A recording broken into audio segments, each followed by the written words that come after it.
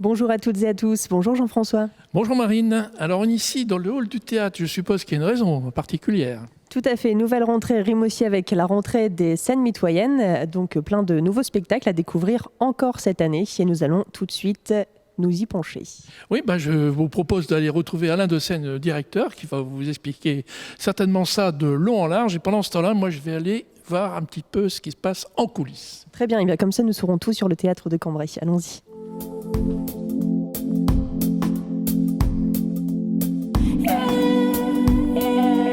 Du théâtre, de la danse, plein de spectacles à venir pour cette nouvelle saison des scènes mitoyennes. Et nous sommes ici dans ce fabuleux théâtre de Cambrai. Alain de Seigne, vous êtes le directeur d'ailleurs de ce théâtre. Bonjour. Bonjour. Alors, vous nous avez encore concocté une belle programmation pour cette année à venir. Donc, une programmation en revanche qui se divise en 3 trimestres, on le rappelle. Oui, en 3 trimestres, avec une ouverture de la billetterie pour les spectacles jusqu'aux vacances de Noël. Et en décembre, on ouvrira la billetterie pour le 2e trimestre et en mars pour le 3e trimestre. Alors, on va peut-être faire un petit tour d'horizon sur tous ces spectacles à venir ici que vous nous proposez. Qu'est-ce qu'on peut retrouver ? On en a encore pour tous les styles, tous les goûts, aussi bien de la danse, du théâtre, de l'humour aussi. Oui, nous avons un peu de tout, donc du théâtre avec de la tragédie et de la comédie. Nous avons de la danse, de l'humour, de la chanson. Nous avons effectivement, je crois, rassemblé des spectacles assez exceptionnels et qui, je pense, devraient remporter les suffrages auprès du public cambraisien. Combien de spectacles au total pour cette nouvelle saison ? 35. Alors, parmi les têtes d'affiche, peut-être déjà pour commencer, du 1er et 2e trimestre. Après, on reviendra sur des spectacles qui ne sont pas forcément connus, mais qui valent le coup. Mais déjà, les têtes d'affiche. Alors, parmi les têtes d'affiche, on va recevoir Corinne Touzé, la gendarmette de la télévision, Christian Vadim, Éric Métayer. Nous allons recevoir Francis Perrin, nous allons recevoir Thierry Lhermitte et Bernard Campan. On va recevoir, ça c'est le 3e trimestre, Michel Bernier, enfin Thomas Dutronc au 2e trimestre. Donc on reçoit effectivement un grand nombre de têtes d'affiche. Et alors, si vous deviez sélectionner pour ce 1er et 2e trimestre, on reviendra sur le 3e trimestre après, des spectacles qui ne sont pas forcément connus du grand public, mais qui sont un peu le coup de cœur de l'équipe des scènes mitoyennes. Alors, il y a le spectacle qui est juste avant les vacances de Noël. C'est un spectacle de magie qui sort complètement des spectacles de magie habituels, vous savez, de la dame qu'on coupe en rondelles et qu'on retrouve entière après, ou des choses comme ça. Et où il y a, oui, tant mieux, et où il y a à un moment donné une colombe qui passe à travers une plaque, une tablette numérique et qui sort de l'autre côté sous forme d'un canard vivant. C'est absolument incroyable. Donc on a effectivement des spectacles comme ça et nous avons pendant le 2e trimestre un spectacle notamment qui vient donc le 8 mars, Lapidé, qui est absolument exceptionnel. Mais nous avons également Femmes de ferme, où nous avons des actrices qui passent d'un personnage à un autre à très grande vitesse. Et c'est subjugant à voir comment elles s'en sortent et comment on est transporté. D'accord, donc voilà les coups de cœur pour cette première partie de saison. Alors le théâtre de Cambrai, c'est aussi, hormis les spectacles, il y a bien sûr les coulisses, toute une équipe qui est derrière, qui dirige. Et justement, nous allons en parler tout de suite avec Jean-François qui est parti à la rencontre de l'équipe technique.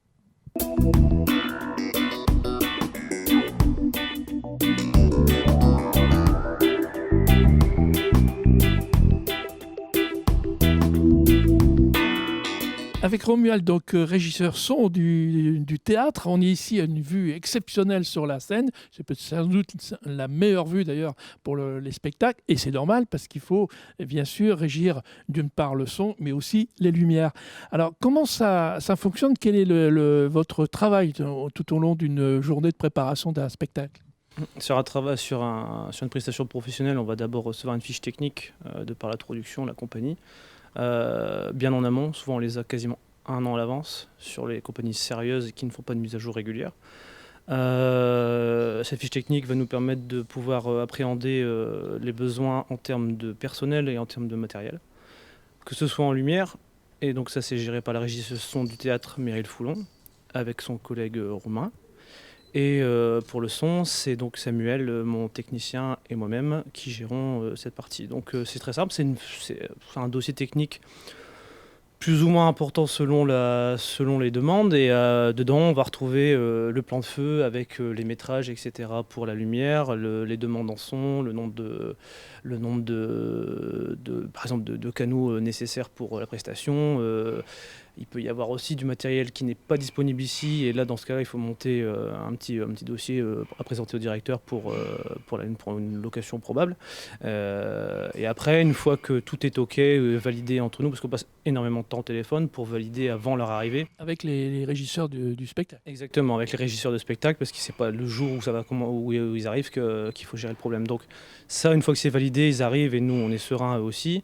Et à partir de ce moment-là, en amont a été fait le montage. Le jour où ils arrivent, c'est réglage, donc de tout ce qui a été monté.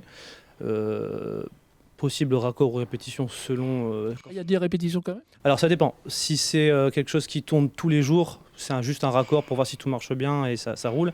Si c'est des compagnies où il y a plusieurs spectacles et ils n'ont pas l'habitude de faire souvent le même, ça arrive de faire une italienne pour voir si vraiment tout marche bien.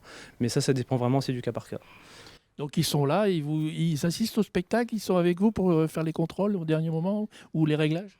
Alors ça c'est selon aussi, c'est-à-dire qu'il y a des équipes techniques qui ont leurs techniciens. Et là, c'est les mieux placés pour faire le show, puisqu'ils connaissent le truc par cœur. Après, il y a des spectacles où, par exemple, il y a le gars à la lumière qui est là, il n'y a personne au son. Et là, ça peut être moi, ou alors c'est inverse, c'est le mec qui fait le son, et Meryl fait la lumière, ou Romain, ou Samuel, peu importe. Mais c'est vraiment au cas par cas, il n'y a pas de... Après, il y a les malades, il y a les gars qui étaient prévus par la tournée et qui finalement doivent partir ailleurs. Donc c'est vraiment du cas par cas, il n'y a pas de règle, en fait, pas du tout. Bien, écoutez, merci Romuald pour toutes ces explications. Maintenant, on en connaît un peu plus et comment ça fonctionne. Et on retrouve tout de suite Marine avec Alain Dessaigne.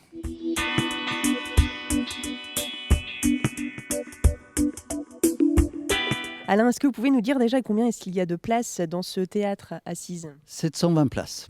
Alors 720 places. Et nous revenons donc à cette programmation des scènes mitoyennes pour le 3e trimestre. On a déjà fait un petit tour de ce qu'on pouvait voir déjà premier et second trimestre.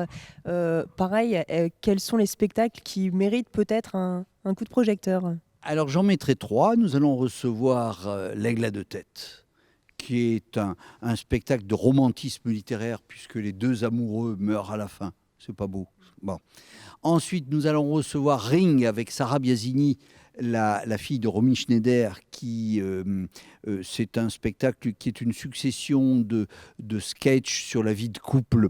Alors, même si c'est forcément exagéré, on dit il y a des choses qu'on connaît, c'est pas totalement faux complètement. Et puis nous terminons donc le 13 mai par le collectionneur, et il se trouve que ce collectionneur sera le dernier spectacle des scènes mitoyennes. Et comme le veut la tradition, nous organiserons donc au Théâtre à Cambrai l'auberge espagnole à l'issue du spectacle où chacun partagera ce qu'il aura amené, quiche pizza, etc., etc. D'accord, donc un bon moment convivial en tout cas pour clôturer cette saison. Et puis une saison aussi particulière pour vous puisque c'est votre dernière à Cambrai. Oui, c'est vrai, je ne vous cache pas avoir un petit pincement au cœur, mais il faut bien arrêter à un moment donné. Oui, c'est ma dernière saison et j'ai un peu l'impression, sincèrement, ne serait-ce que lorsque j'écoute également le public qui en parle, ça va être vraiment une saison qui va faire vraiment champagne, vraiment pchit. Donc on s'en souviendra, je pense. Eh ben, on espère en tout cas que ce soit une saison champagne alors. Et quels sont vous, par exemple, qu'est-ce qui vous a marqué en tout cas en étant directeur du théâtre de Cambrai depuis que vous êtes ici ? Combien de temps déjà ? Je suis là depuis 2003, c'est-à-dire depuis la réouverture du théâtre. Mais ce qui m'a plu, c'est la fidélité progressive du public. C'est également, je dois le dire, la totale indépendance dans laquelle j'ai pu travailler et organiser les différentes saisons qui se sont succédées. C'est ce partage d'émotions, qu'elles soient émouvantes ou rigolotes, avec le public. Je dirais, j'ai un peu l'impression que le théâtre a trouvé son public et que le public a trouvé son théâtre. Voilà. Eh ben, c'est très beau pour clôturer en tout cas. Et puis un moment aussi d'ailleurs, on n'a pas précisé dans la saison culturelle de cette année, un rendez-vous bien sûr à ne pas louper, qui vous tient à cœur, c'est le festival Boogie Woogie qui revient cette année, mais avec une particularité.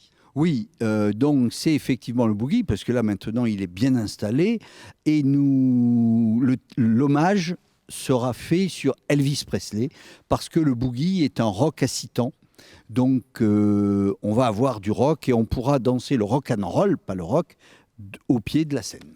Bon, en tout cas, vous nous avez promis une petite surprise pour votre départ. Peut-être que ça se passera au festival Boogie Woogie. Sait-on jamais. Merci beaucoup en tout cas Alain Dessaigne et puis bonne continuation. Merci, à bientôt. À bientôt, au revoir. Et puis le Cambrésien TV revient la semaine prochaine. Bonne journée. Dans l'agenda de la semaine, ce dimanche 25 septembre, l'Archéosite des rues des Vignes organise sa 20e fête de la vigne gallo-romaine. De nombreuses animations gallo-romaines et artisanat à découvrir. Rendez-vous les rues des Vignes ce dimanche de 11 à 18h. Un peu de sport avec du golf à Nierny et des journées portes ouvertes du samedi 24 au mercredi 28 septembre 2016. Vous êtes intéressé de découvrir ce sport, n'hésitez pas à vous rendre sur le terrain à Nierny, entrée côté route d'Aisne, parcours fléché.